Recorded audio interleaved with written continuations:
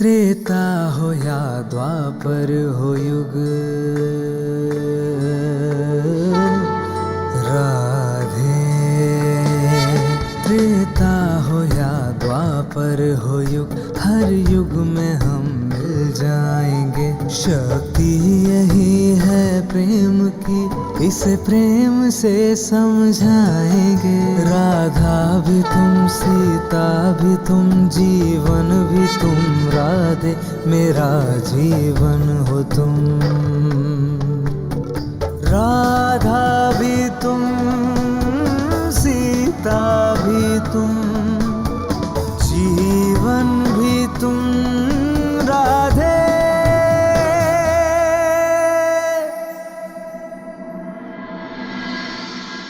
और इस प्रकार परम प्रेमी राम और सीता, इनका विवाह हुआ। और ये विवाह जिस दिन हुआ था राधे, उस दिन पे आज भी उत्सव मनाया जाता है। उस दिन को आज भी विवाह पंचमी के नाम से जाना जाता है।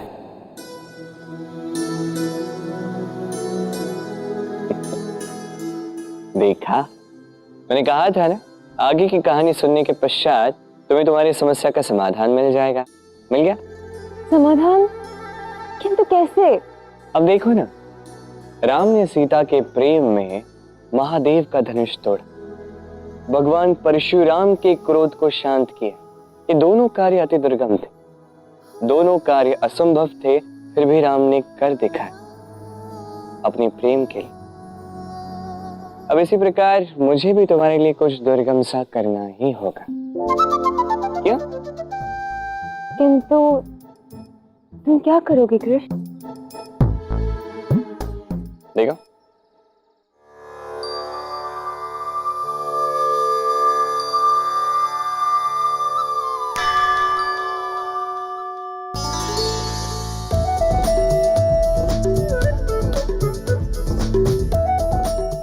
अच्छी चुटकी बजा लेते। क्या होगा इससे?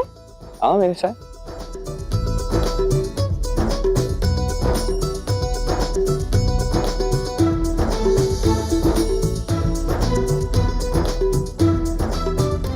मुझे नहीं, वहां देखो, देखो मेरी चुटकी का चमत्कार।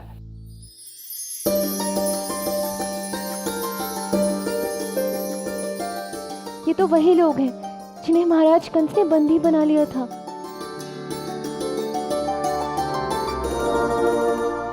कृष्ण, यदि किसी प्रकार महाराज कंस को पता चल गया कि उनके बंदी भाग गए हैं तो? पता चल गया तो ना, मैं सब संभाल लूंगा। तुम इतने दिव्य और शक्तिशाली कैसे हो कृष्ण? पता नहीं क्यों, किंतु मुझे लगने लगा है कि तुम्हारी ये शक्तियां माया नहीं है, सच है।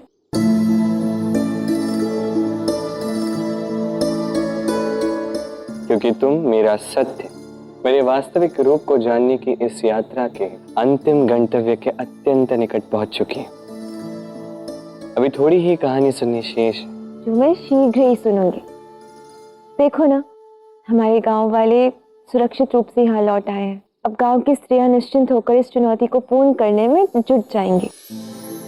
इस प्रकार हम इस असंभव को संभव तो कर ही देंगे। हम इस चुनौती को अवश्य जीतेंगे कृष्ण, अवश्य जीतेंगे। चलो कृष्ण।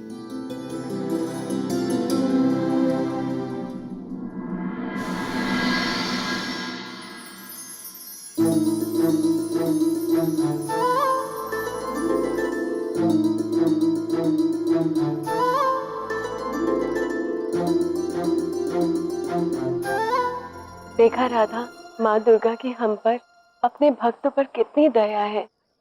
उनके चमत्कार से हमारे सारे गांव वाले कंस के कारागार से जीवित लौट आए हैं। हाँ माँ, ये दुर्गा माता का ही चमत्कार है।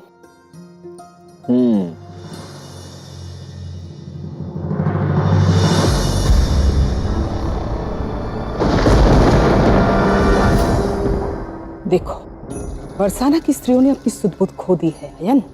इनके पतियों पर कंस की तलवार संकट बन के लटक रही है और ये यहाँ हाट में काम करने चले आए। कोई बात नहीं, जब एक सर कट के आएगा ना, तब इनका ये सारा साहस, सारा अहंकार चूर चूर हो जाएगा।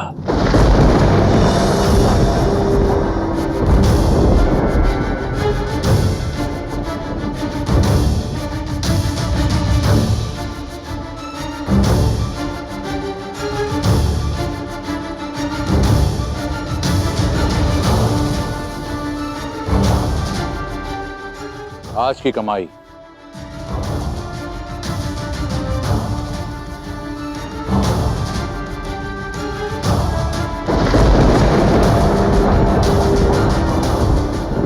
देखो, ये धन चुनौती के मापदंड के अनुरूप है क्या? नहीं अक्रूर जी, इन्होंने तो आज आधा सामान भी नहीं बेचा। देखा, मैंने तो पहले ही चेतावनी दी थी, किंतु आपने मेरी नहीं सुनी।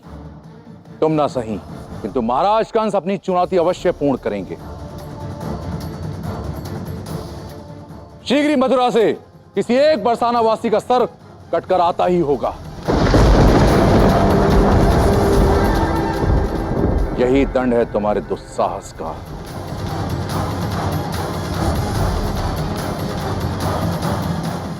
तुम लोगों के पतियों के प्राण संकट में हैं।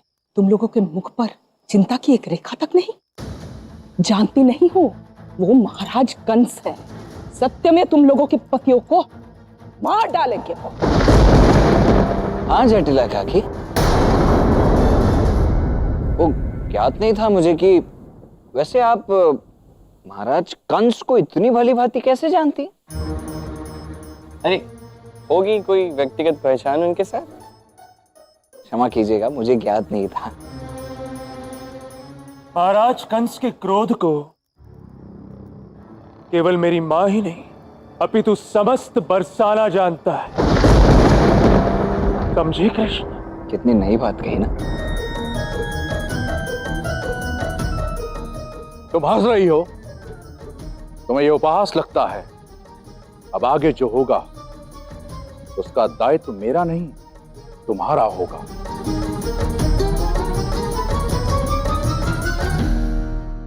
सैनिकों, आज के हाट की कमाई का सारा विवरण तुरंत महाराज कंस को भेज दो।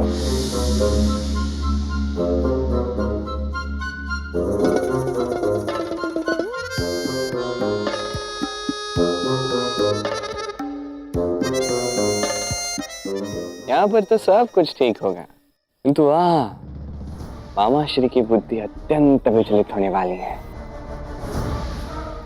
अभिनंदन मामा श्री।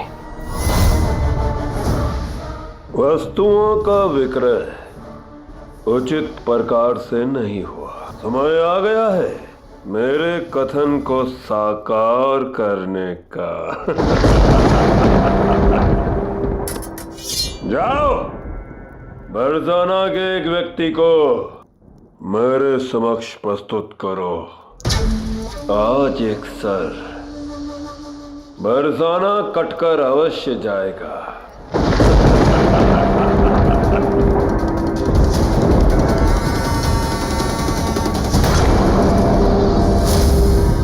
ये सब कहाँ गए?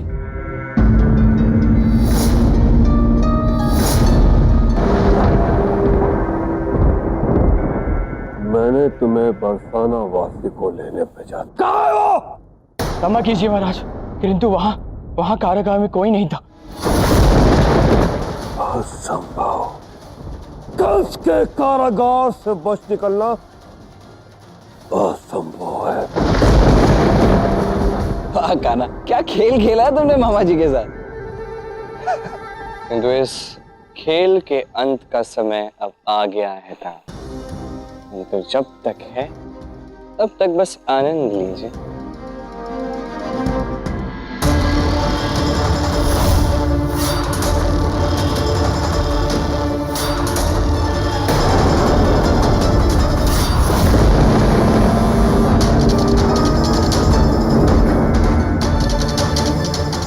महाराज सच कह रहा हूँ, कुछ क्षण पूर्व यहाँ देखा था, तब यहाँ कोई नहीं था। ये अवश्य उस कृष्ण की माया है। पहले सोचा था कि एक एक करके बरसाना वासी का अंत करूंगा, लेकिन अब मैं इन सभी का एक साथ अंत करूंगा।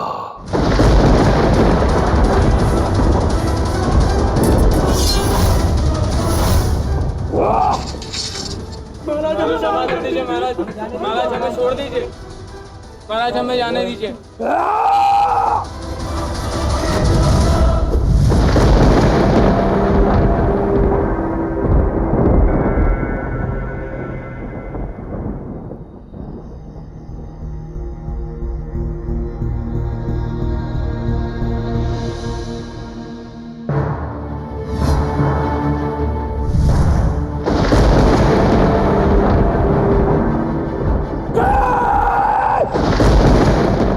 अति उत्तम कान्हा, तुमने तो मामाश्री के अहंकार को चूर चूर कर दिया। अब मेरी मानो तो शीघ्र अति शीघ्र मामाश्री को भी चूर चूर कर दो कान्हा। आपको तनिक धैर्य रखना होगा था, वो क्षण अवश्य आएगा। हम उस क्षण के समीप जा रहे हैं, पग पग कर आगे बढ़ रहे हैं, किंतु ये समय है मामाश्री को वास्तविक भय से अवगत कराने का। अब मामाश्री को ज्ञात होगा कि भय क्या होता है, और इसके लिए एक छोटी सी माया करने की आवश्यकता है। कैसे उस कृष्ण ने मेरे कारागार में ये माया की? कैसे?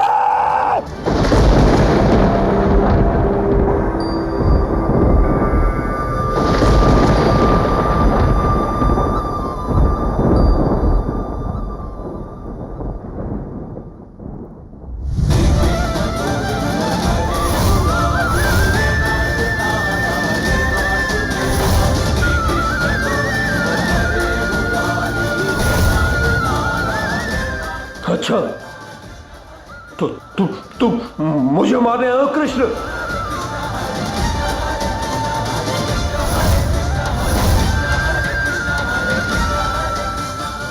ये क्या कहना, हमारे मामाश्री तो तुम्हारी परछाई देखकर ही भयभीत हो गए, और भय से देखो कैसे कांप रहे हैं।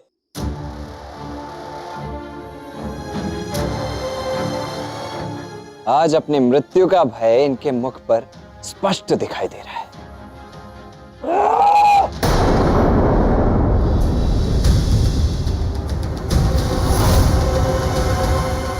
अपने काल को अपने समक्ष देखकर जैसे आतंकित से हो गए हमारे मामाश्री, जो कि आवश्यक है था। जो मामाश्री निर्दोष बरसाना वालों का शीश काटने के लिए चले थे, उन्हें भी अनुभव करवाना आवश्यक है कि वो भी नश्वर है।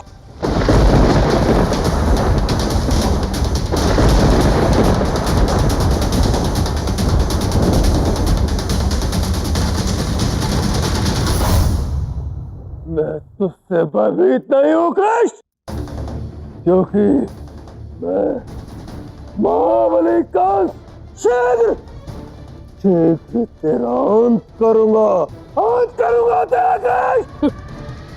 बोल!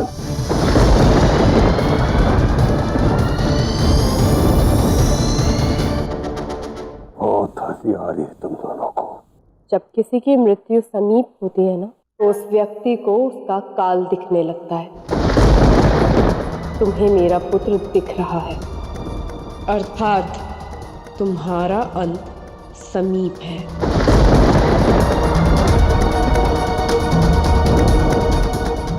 नहीं!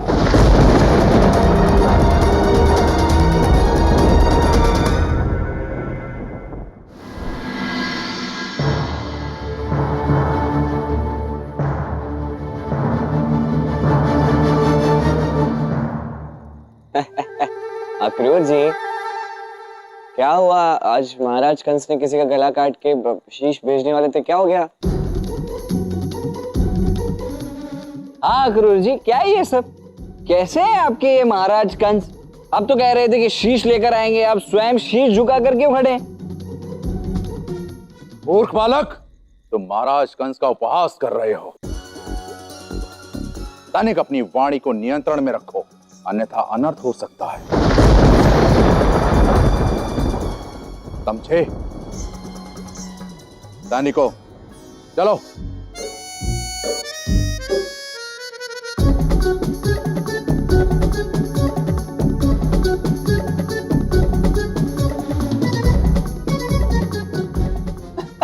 बलराम, ये तुम क्या कर रहे हो?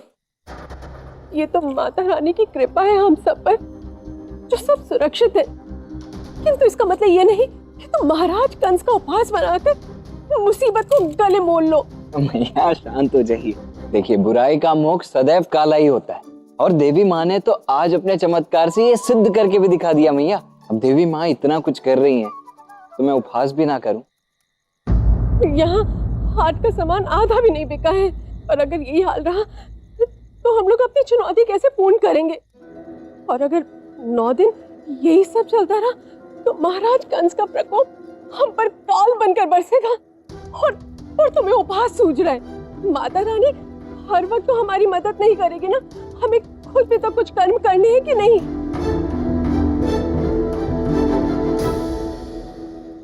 सही कहा मैया, हम मनुष्य हैं, हमें बस अपना कर्म निष्ठापूर्वक करना है, जो हम करेंगे। और मुझे पूर्ण विश्वास है कि आवश्यकता पड़ने पर कोई ना कोई चमत्कार अवश्य होगा, है ना कृष्ण? अब तुम कह रही हो तो ऐसा अवश्य होगा। चलिए मैया, रात्रि का भोजन ग्रहण कर थोड़ा विश्राम कर लीजिए, कल की चिंता कल पर छोड़ दीजिए। ऐसे हाल में तो मेरे गले से एक निवाला तक नहीं उतरेगा, भोजन क्या करूंगी? हाँ राधा, चिंतन के कारण हमारी भूख ही नहीं रही। ऐसे संकट के समय में हम भोजन कैसे कर सकते हैं? नहीं करना कोई भोजन। मैया सुनिए तो। कान्हा, मैया तो बहुत अधिक भावुक हो रही हैं, और भावुक होकर वो तो कुछ खाएंगी ही नहीं। उनके साथ साथ कोई स्त्री कुछ नहीं खाएगी, और अन्य स्त्रियों के साथ साथ राधा भी कुछ नहीं खाएगी। कान्हा, नहीं देव, भावुक मैया नहीं, भावुक आप हो रहे। राधा भी खाएगी, मैया भी खाएंगी, और बरसाना की सारी स्त्रियां भर पेट अच्छी निद्रा पाएंगी। देख लेना। और वो कैसे? मैं हूं ना।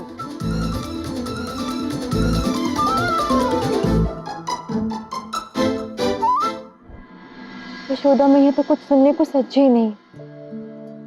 अब उन्हें भूखे पेट सोने भी तो नहीं दे सकती ना, क्या करूं? आज हमारे महाराज का घोर अपमान हुआ है। मैं किसी भी मूल्य पर ये हाट सफल नहीं होने दूंगा। सेनापति, तुम सैनिकों के साथ कल आसपास के गांव में जाओ और ग्रामीणों को चेतावनी दो कि यदि अब कोई इस हाट में आया तो वह महाराज कंस का दोषी होगा और दंडित किया जाएगा। किसी भी प्रकार से कोई इस हाट में आना नहीं चाहिए। जाओ।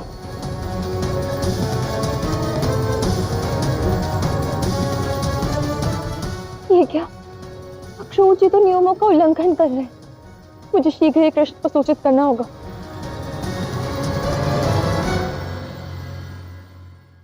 हे वृक्षदेव, कृपा करके मुझे एक फल प्रदान करो। मेरी राधे भूखी है, मैं उसे खिलाना चाहता हूँ।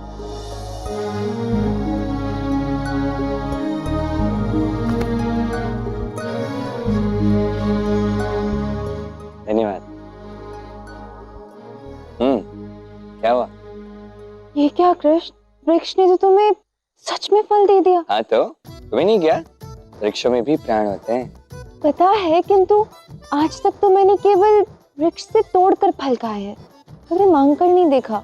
मुझे नहीं पता था कि वृक्ष से मांगने पर भी फल मिल जाते। इसमें क्या है? प्रेम से मांगो तो संसार में हर एक वस्तु मिल जाती है राधा। अच्छा कृष्ण, सुनो ना, मैंने देखा कि अक्रूर जी ने आसपास के सभी गांव में सैनिक भेजे हैं ताकि अन्य गांव वाले हमारे हाट में ना आ पाए। कल की चिंता कल पर छोड़ दो राधा। अभी तुम्हें भूख लगी है ना, खा लो, ये फल खा लो। किंतु कृष्ण, वहाँ यशोदा मैया और अन्य सभी स्त्रियां चिंता के कारण कुछ खा ही नहीं रही हैं, और तुम मुझे कह रहे हो कि मैं खा लूं। भला मैं कैसे खा सकती हूँ कृष्ण? तुम प्रकृति हो राधा, तुम खा लोगी तो सभी का पेट भर जाएगा।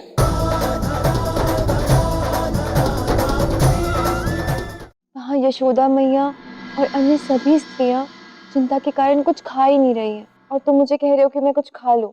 तुम प्रकृति हो राधा, तुम खा लोगी तो सभी का पेट भर जाएगा। ये कैसी बातें कर रहे हो कृष्ण? अरे तुम खा तो लो, फिर देखो चमत्कार। खा लो, अब बैठो, मुझे कुछ नहीं सुना, बैठो।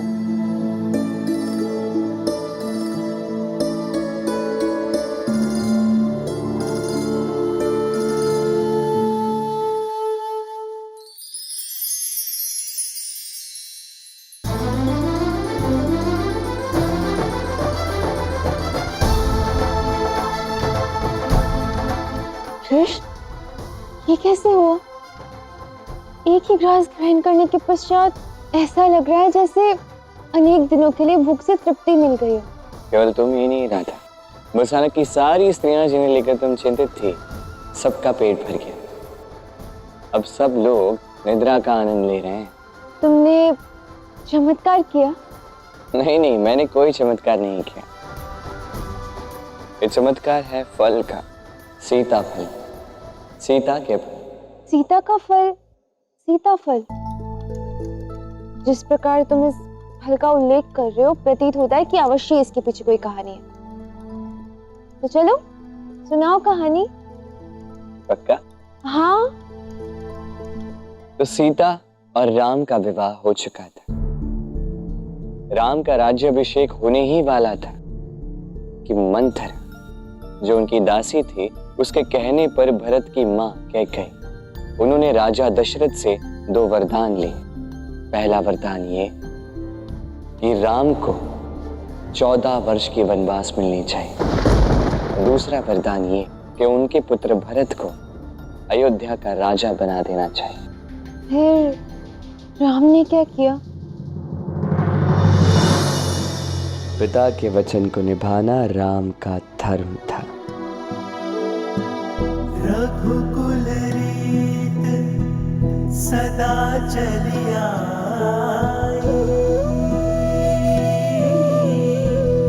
प्राण जाए पर वचन न जाए। सिया राम जय जय राम, सिया राम जय जय राम, सिया राम जय जय राम, सिया राम। ये क्या सीता, तुम कहाँ चली?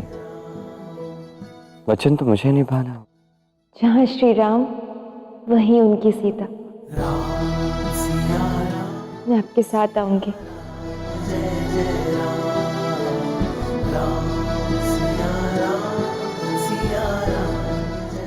क्या ऐसा कोई वचन नहीं है जिसे तुम यहीं अयोध्या में रहकर सुखी रह पाओ?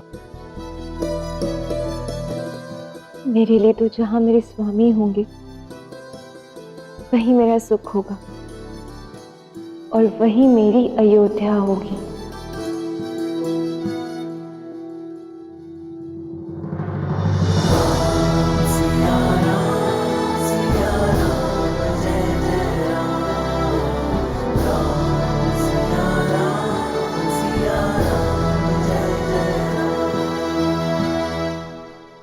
किंतु कृष्ण, राम तो निर्दोष थे ना, फिर उनके साथ यह अन्याय क्यों हुआ? राम के लिए तो ये सौभाग्य ही ठहरा था। सोचो ना, यदि वो वनवास ना जाते तो सीता के अनंत प्रेम के क्षण वो कैसे जी पाते? कृष्ण, तुम हर बात को सकारात्मक कैसे बना लेते हो? क्योंकि हमें हर बात उस दृष्टिकोण से देखनी चाहिए जिससे हमें सुख मिले, दुख नहीं। अब देखो ना, वनवास जाने के पश्चात ही इस फल को सीताफल का नाम मिला। आज भी ये फल इसी नाम से अमर है। सच?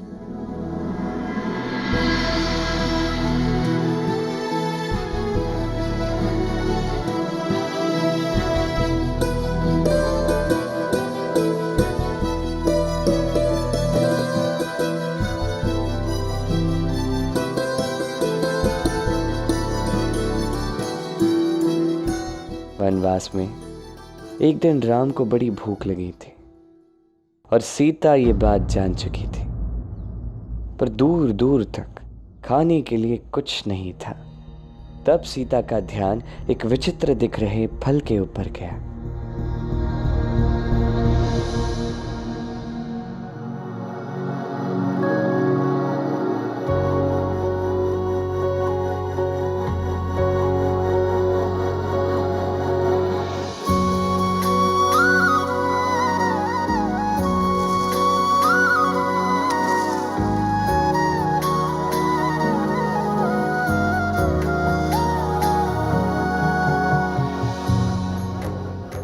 सीते, लाओ, इस फल को पहले मैं चख लेता हूं।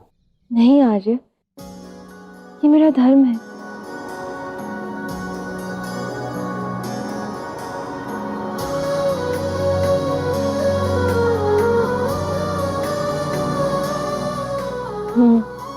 ये तो अत्यंत स्वादिष्ट है।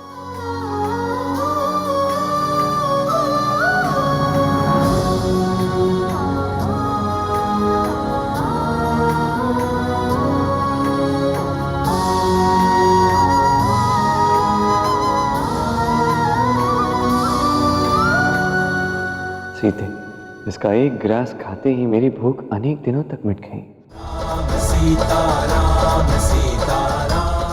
किंतु ये कौन सा फल है?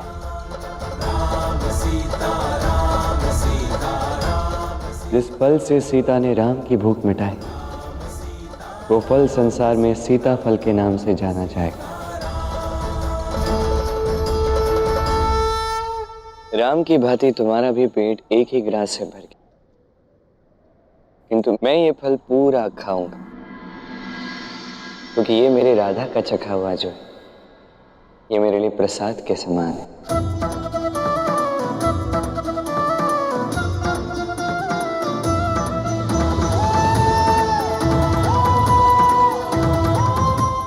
कृष्ण, कितनी सुंदर कहानी है ये, जहाँ एक प्रेमी ने दूसरे प्रेमी के नाम पर एक फल का नाम रखा, जिसे समस्त संसार अनंत तक स्मरण रखेगा।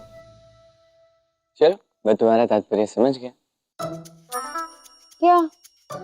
स्पष्ट कहो ना, तुम भी चाहती हो कि मैं भी कुछ ऐसा करूं तुम्हारे लिए, जिससे तुम्हारा नाम भी अनंत तक स्मरण रखा जाए, है ना कुसुम?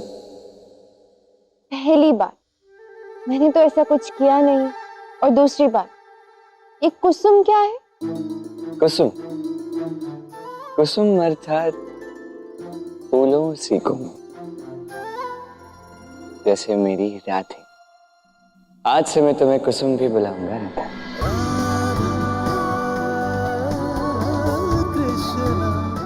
राम ने एक फल को सीता का नाम दिया, और तुमने मुझे ही नया नाम दे दिया।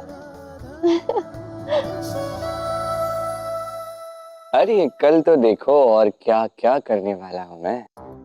क्या? चमत्कार, और क्या।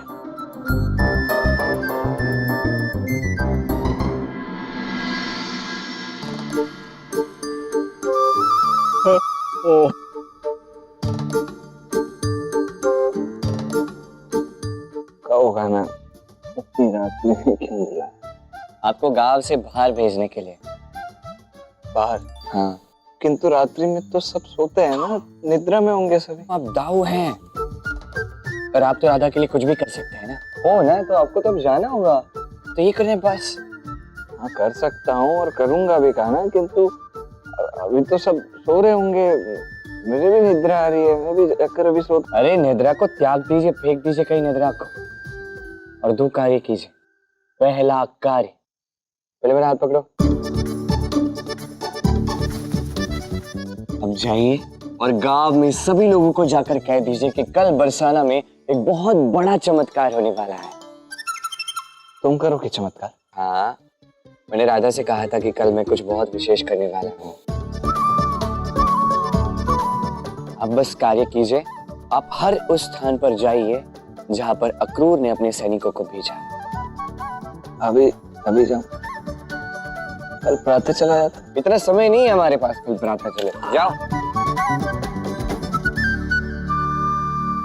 ये क्या है? प्रेम कहानी है इसकी और कष्ट सदैव मुझे ही होता है।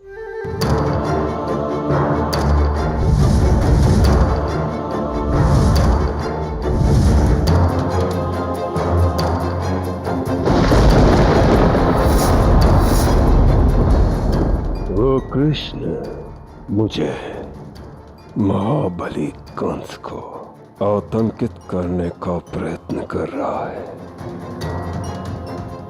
मेरे मन में भय उत्पन्न करने का प्रयास करने वाले उस कृष्ण को भय की वास्तविक परिभाषा अब मैं समझाऊंगा।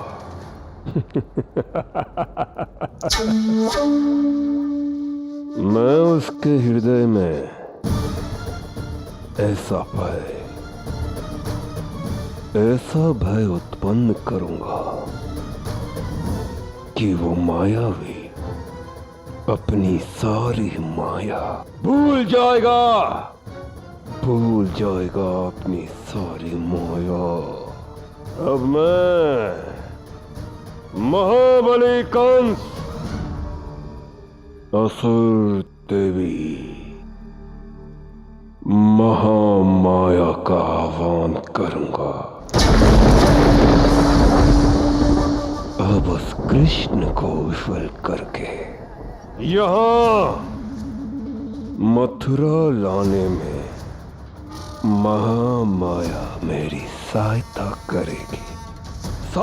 करेगी मेरी।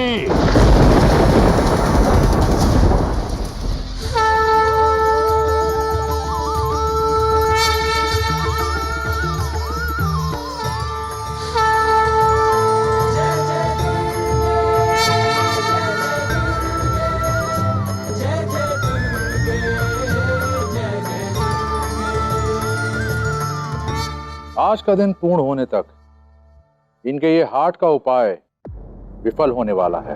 संसार में ऐसा कोई भी व्यक्ति नहीं जो महाराज कंस के आदेश की अवहेलना करने का दुस्साहस कर सके। इतना आत्मविश्वास आत्मघाती हो सकता है।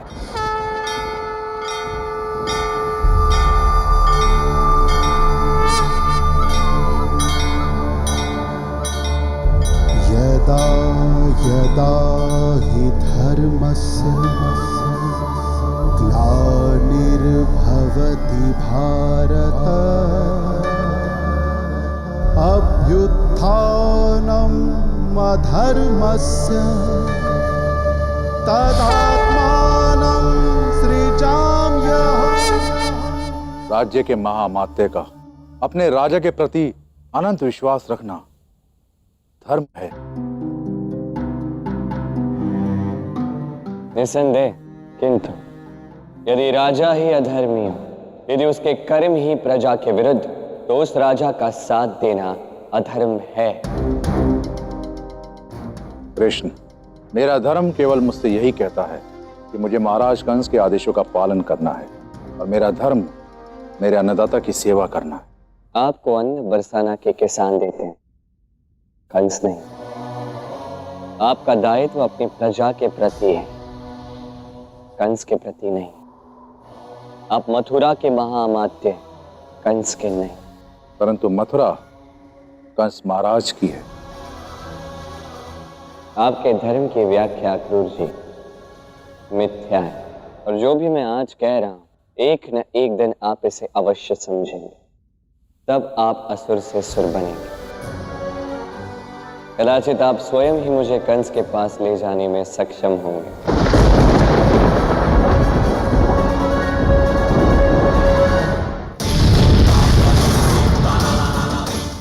असुर देवी महामाया प्रकट हो। आपकी संतान को आपकी आवश्यकता है।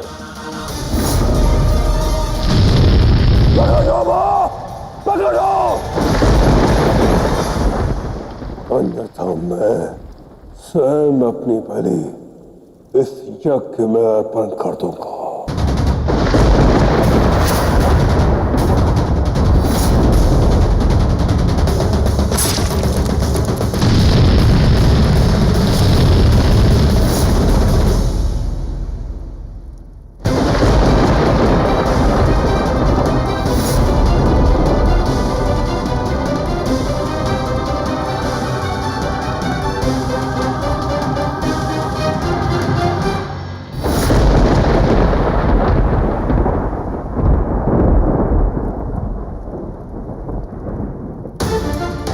महामाया को क्यों याद किया कान? माँ, मैं अपने काल को विफल करना चाहता हूँ। मुझे शक्ति दो माँ। मैं अपनी काल की मंशा को गंतव्य तक न पहुंचने दूं। शक्ति दो मुझे माँ, शक्ति दो।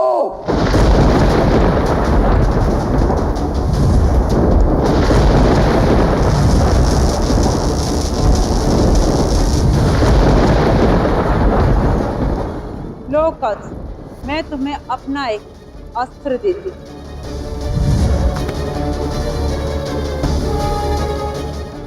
किंतु याद रखना, तुम इसका उपयोग केवल और केवल एक बार ही कर सकते हो। धन्यवाद माता। आपके आशीर्वाद से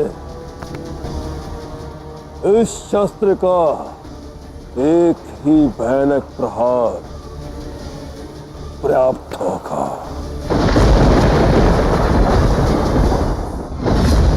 अब जो भी उस हाट में जाएगा, मैं इस अस्त्र से उसको भस्म कर दूंगा।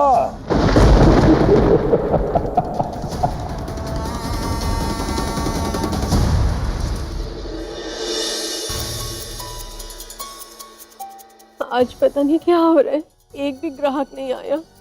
मुझे तो भय लग रहा है कि कहीं मुझे स्वयं अपने लल्ला को कंस के पास तो नहीं भेजना पड़ेगा ना।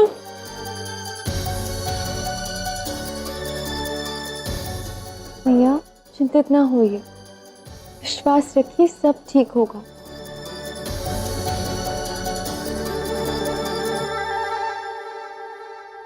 कृष्ण, ये क्या है?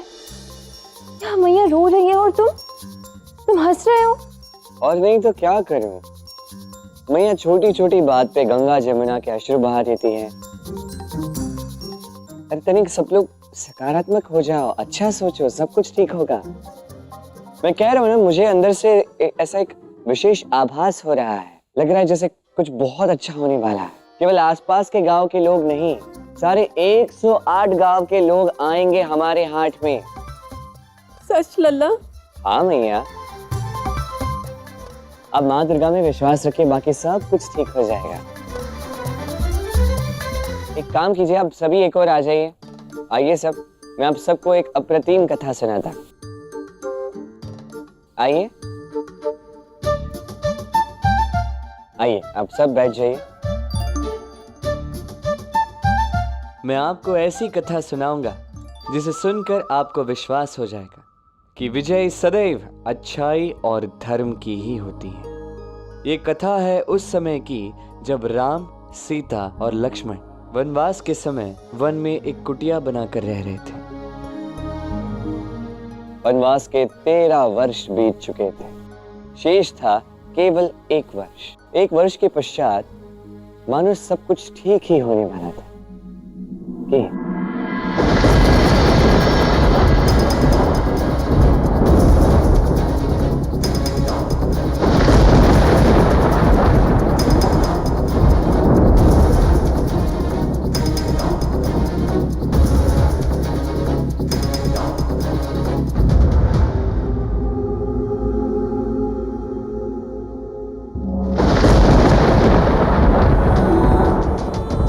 त्रिलोक में इससे अधिक लुभावने रूप वाले पुरुष तो हो ही नहीं सकते।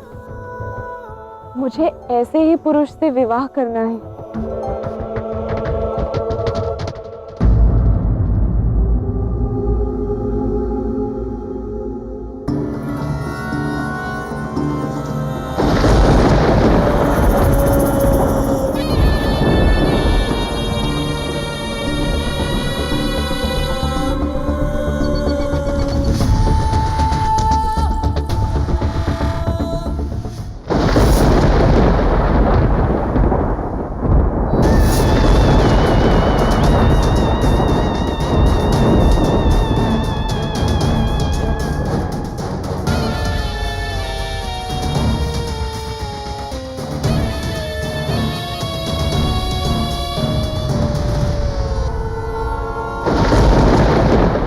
हे देवरूप पुरुष, आप कौन हैं?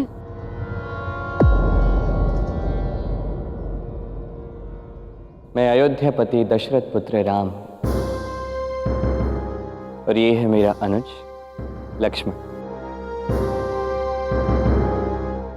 और आप कौन है देवी? मैं त्रिलोक सुंदरी शूर्पणखा हूँ। त्रिलोक सुंदरी, यहाँ आने के पीछे आपका प्रयोजन? आप त्रिलोक में सबसे सुंदर युवक हैं। मैं आपसे विवाह करने आई हूँ।